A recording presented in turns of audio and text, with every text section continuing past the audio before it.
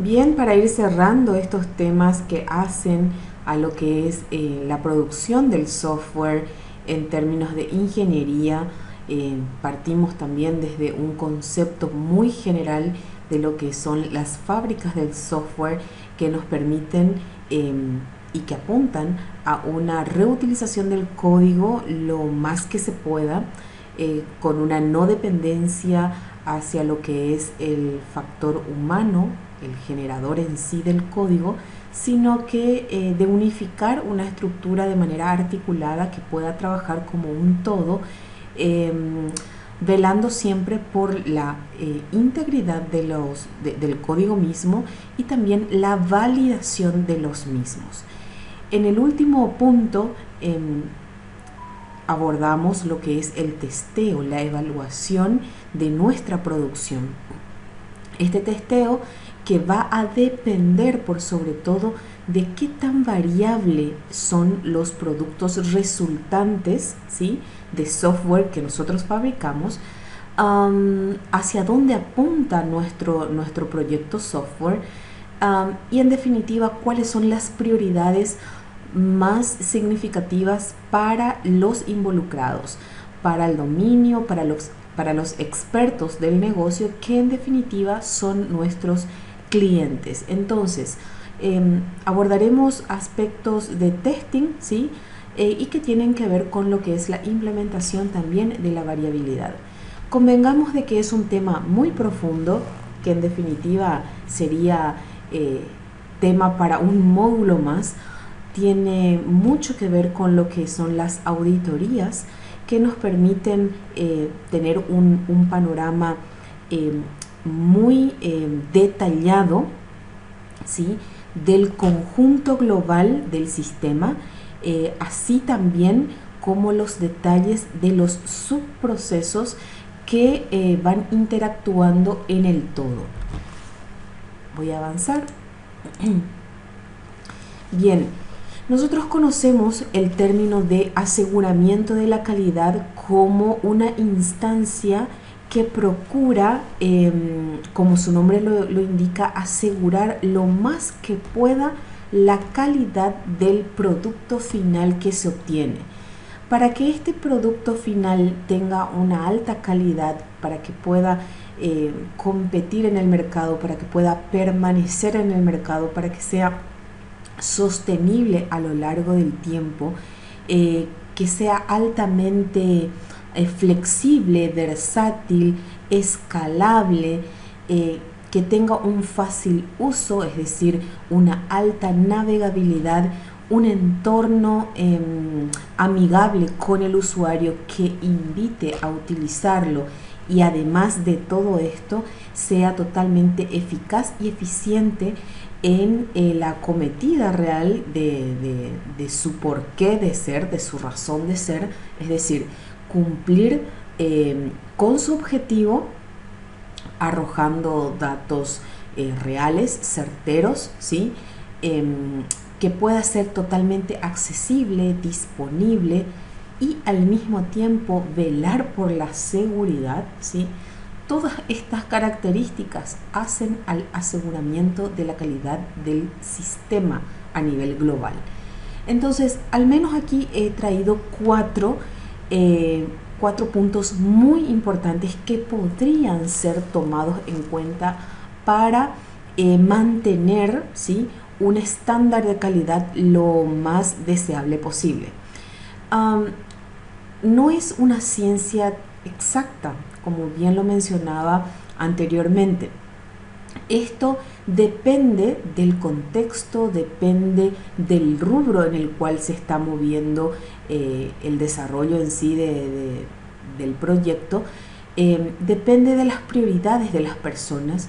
Entonces, también a criterio de los profesionales, tanto de sistemas como de aquellos que hacen al negocio en sí, se van formando las matrices que nos permiten validar, ¿sí?, valorar y validar los procesos que se van cumpliendo. Entonces, traje aquí cuatro aspectos. Uno de ellos es la calidad de los datos, ¿sí? Cuando nos enfocamos hacia lo que son, por ejemplo, las auditorías de control de datos en procesos de migraciones, toda la documentación pertinente previa, es decir, la preparación para qué, para la ejecución propiamente dicha del proceso del testeo de los datos, y después la documentación posterior para que de quede un registro de todo lo que arrojó como resultado este proceso de datos. Es uno de los aspectos que hacen a aseguramiento de la calidad. Además de la calidad de los datos, está la calidad del proceso. Para eso se puede utilizar realmente muchas herramientas, como el CMMI.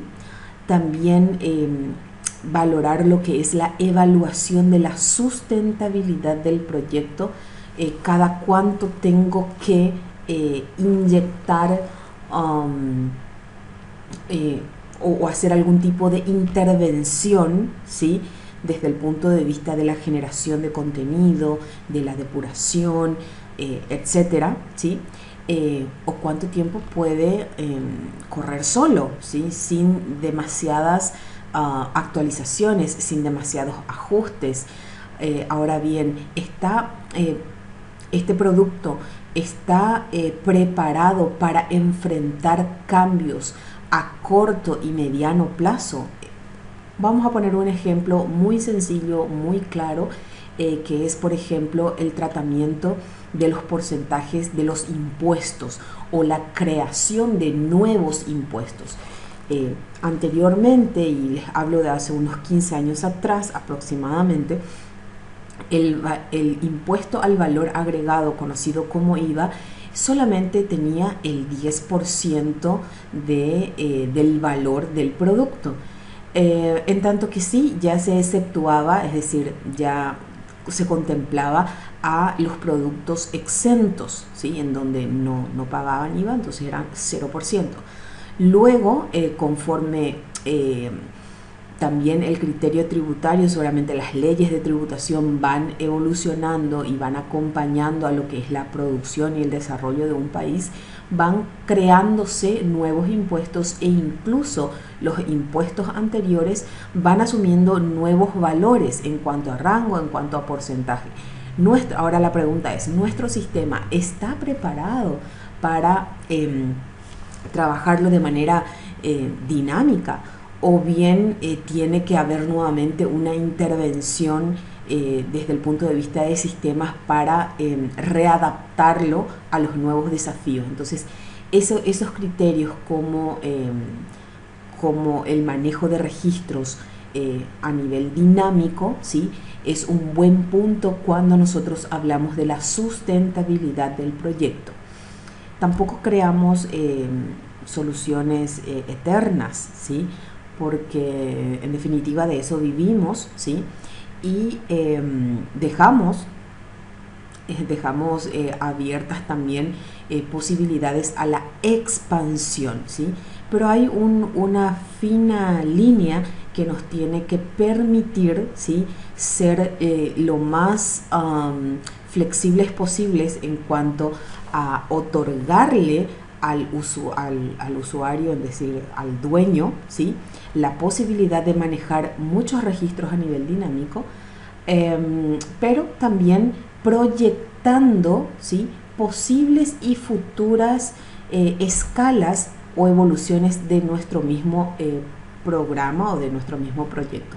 Por eso siempre digo que el ingeniero informático, el analista, es una persona que crea de manera constante, es un profesional visionario, ¿sí?, que se adelanta a cualquier tipo de proceso, que realiza incluso acciones preventivas para evitar futuros conflictos o problemas.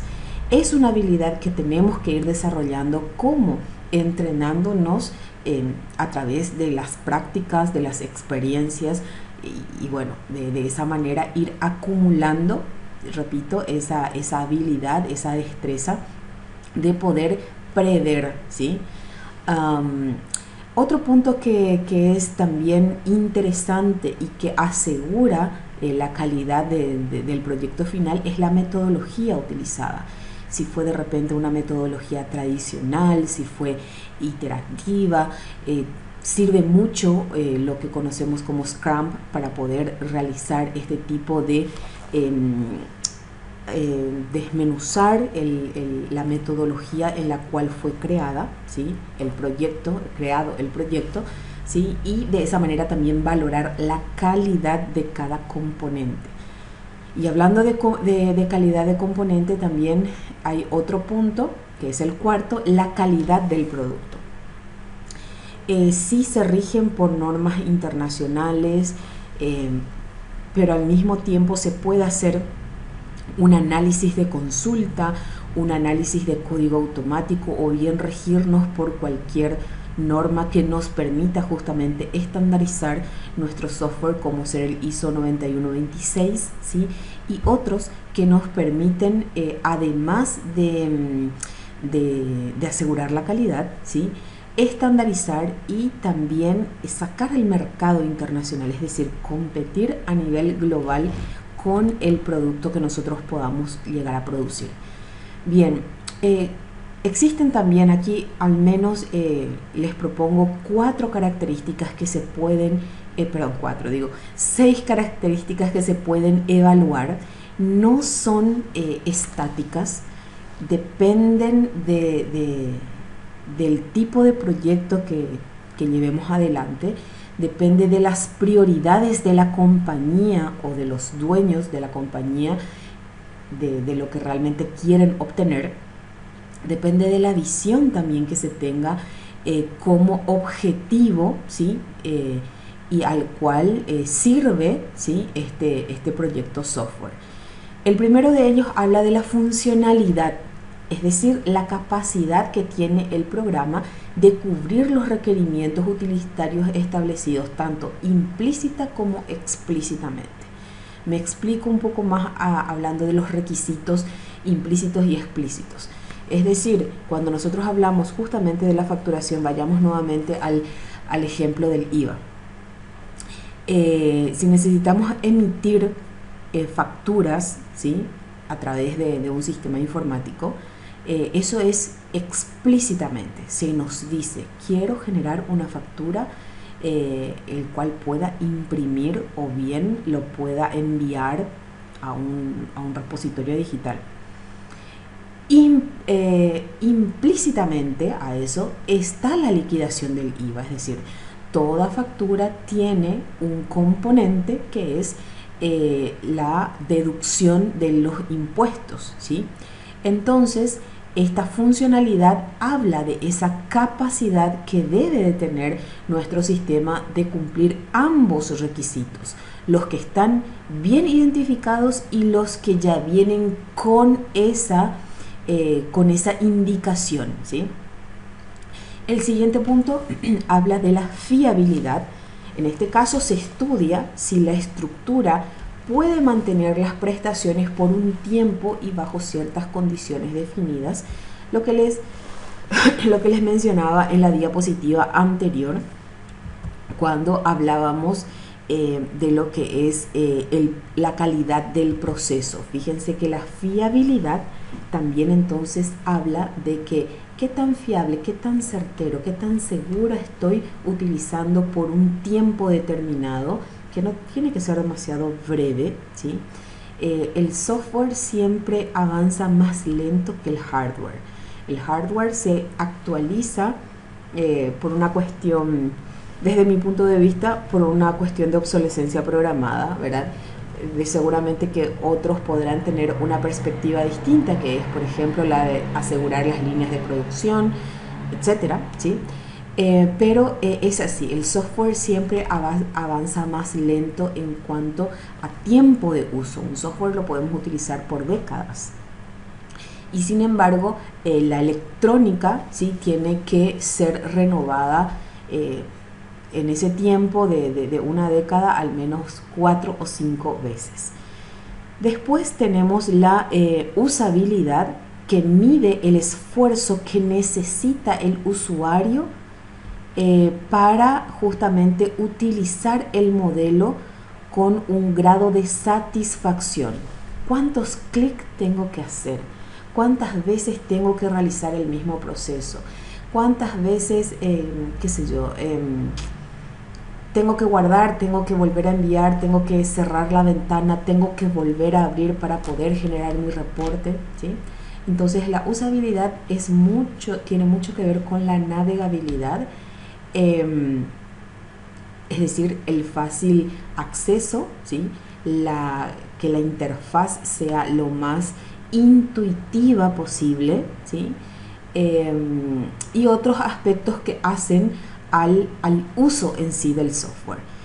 Otro punto resaltado es la eficiencia. Mucho hemos hablado de lo que es la eficiencia y considera las dependencias entre las prestaciones del sistema y las condiciones del servicio, ¿sí? Es una conjunción entonces de hacerlo, ¿sí?, con la menor cantidad de recursos, ¿sí? Entonces aprovechando todo lo que sea, vamos a decir que la producción sea a bajo costo, pero que satisfaga de manera total, ¿verdad?, la necesidad que está teniendo en este caso el dominio o el negocio. La mantenibilidad habla de atributos que califican el empeño de ampliar, modificar o de resolver problemas.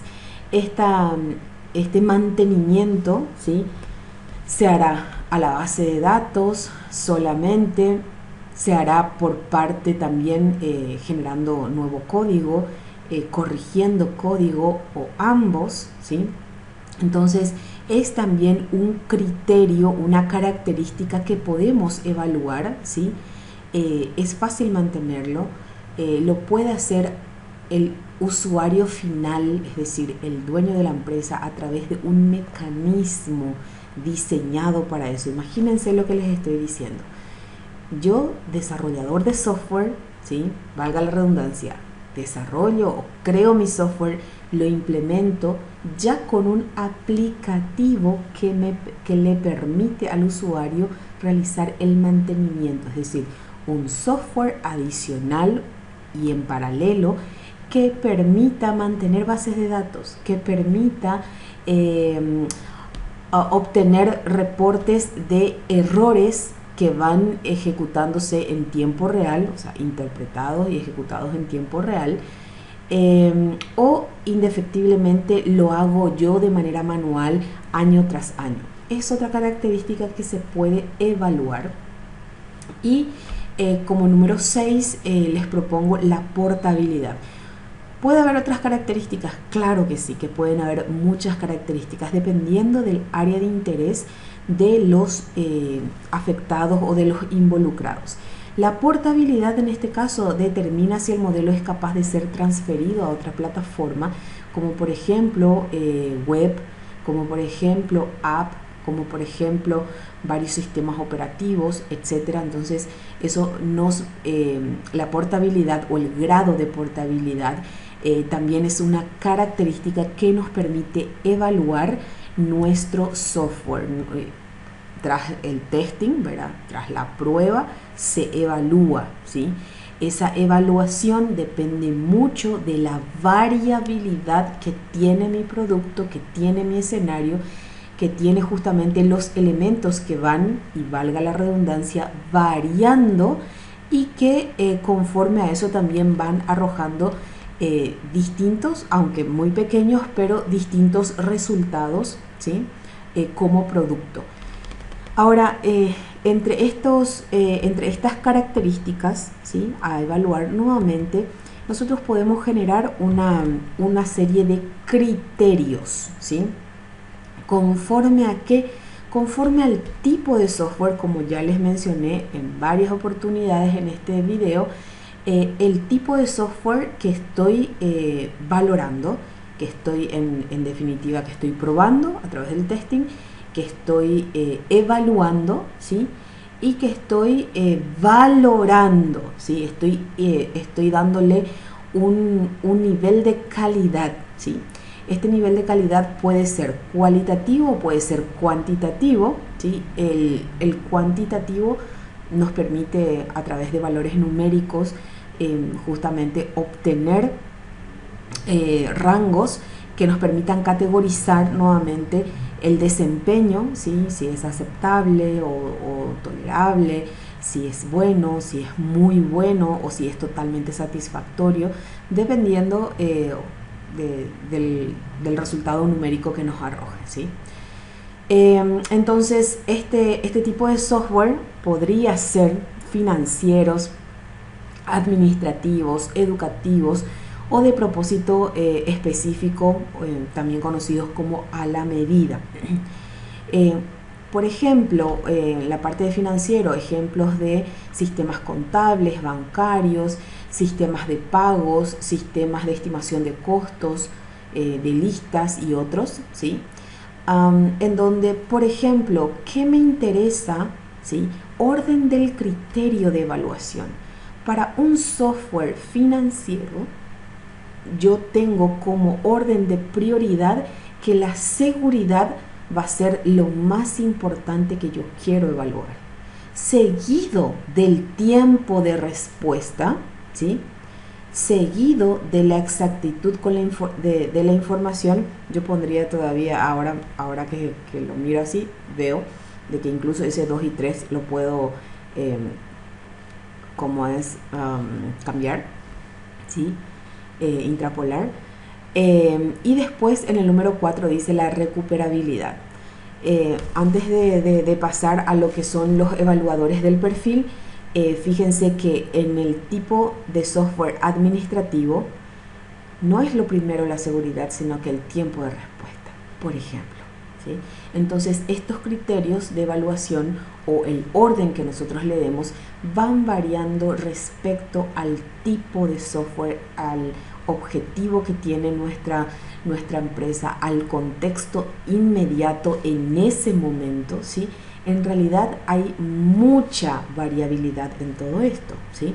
Entonces no hay una única forma, lo único que con toda la información recabada, el personal informático tiene que ser lo suficientemente capaz de fundamentar por qué se eligió esos criterios o ese orden de prioridad dentro de los criterios de la evaluación del proyecto, del software, del sistema, de lo que se haya implementado, ¿sí? ¿Quiénes son los evaluadores o cuál es el perfil? Por ejemplo, siempre el personal de sistemas es el que va a evaluar con quién, con contadores, con personas del ámbito financiero, con auxiliares, con analistas, no siempre analistas en este caso de sistemas, sino que analistas financieros, y el digitador, que es aquella persona que introduce datos, que alimenta de datos a todo el sistema. Veíamos ya de que otro tipo de software podría ser, por ejemplo, un software administrativo en donde se apunte a manejar lo que son recursos humanos, la administración de documentos, la liquidación de salarios, y puede haber un montón de otros ejemplos en donde el orden del criterio de evaluación varía, ¿sí? Como bien lo vemos aquí, por ejemplo, el tiempo de respuesta, número 1, número 2, seguridad, número 3, exactitud de la información, y en el número 4, la recuperabilidad. Como ya lo vimos, ¿sí? Van a ser otros los evaluadores junto con el personal de sistemas. Podría ser tanto el administrativo, el auxiliar, como el digitador, que repito, es la persona que alimenta a el sistema. En cuanto al tipo de software educativo, por ejemplo, podríamos tener software que nos permita acceder a materias académicas, o bien software de tipo enciclopedias, software de tipo tutoriales, manuales, en donde el criterio de evaluación va a ser totalmente distinto a estos dos primeros. ¿Por qué? Porque yo cuando voy a enseñar a través de un software, lo que quiero es que tenga facilidad en la comprensión, ¿sí? ¿Para qué? Para que justamente la persona que está entrenándose a través de mi software educativo pueda comprender esto con facilidad. Después tenemos otro de los puntos que habla de los que son los tutoriales, enciclopedias, etcétera, es la calidad gráfica. Tal vez aquí, en los anteriores, una pantalla blanco y negro no me molestaría si es que hace lo que yo quiero, es decir, me brinda alta seguridad, el tiempo de respuesta es realmente mínimo y la exactitud de la información es alta. Entonces no me molestaría tener un entorno totalmente limpio, digámosle, sin ningún detalle, pero cuando hablamos de software de tipo educativo, sí, la calidad gráfica importa, porque el tipo de aprendizaje puede ser visual, puede ser auditivo, etcétera. Entonces tenemos que despertar a la mayor cantidad de sentidos posibles. Fíjense cómo va cambiando entonces la prioridad en cuanto a criterios de evaluación. Y la portabilidad que me permita justamente que este estudiante pueda, valga la redundancia, estudiar tanto desde su dispositivo de escritorio o una laptop, una tablet, un teléfono, ¿sí? Entonces la portabilidad es muy importante. Hoy más que nunca, cuando dentro de lo que son dispositivos móviles tenemos mayor gama de sistemas operativos también, y quienes podrían evaluar, en definitiva, el personal de sistemas, siempre docentes y estudiantes. Por último, tenemos los software desarrollados a medida, que podrían ser de producción, de facturación, de control de stock, control de máquinas y una infinidad de productos o de ejemplos de software que se pueden realizar. El criterio de evaluación está sujeto siempre a la actividad específica que realice el software. Y los colaboradores serían que conozcan del proceso manual o automático que se lleva, serían los evaluadores ideales, el cliente y evidentemente el personal de sistemas encargado de realizar este proyecto. Entonces dejo nuevamente esta matriz para que lo tengamos de ejemplo y lo podamos aplicar en un trabajo integrado al final.